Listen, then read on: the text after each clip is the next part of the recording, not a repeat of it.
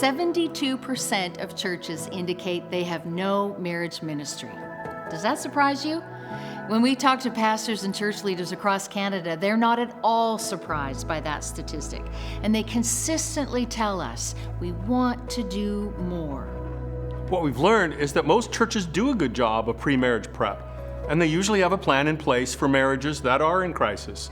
But in between I do and I'm done, they have very little to offer, but they want to do more. And we want to help.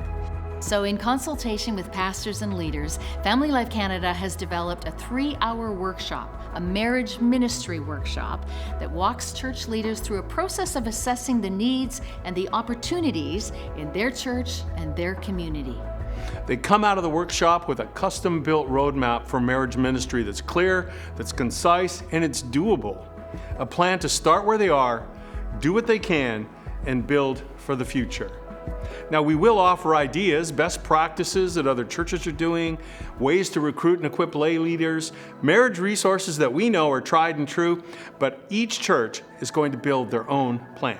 And if it's helpful, we'll continue the relationship, coaching, encouraging, coming alongside, and we'll pray, because God always has more for couples, for families, and for His church.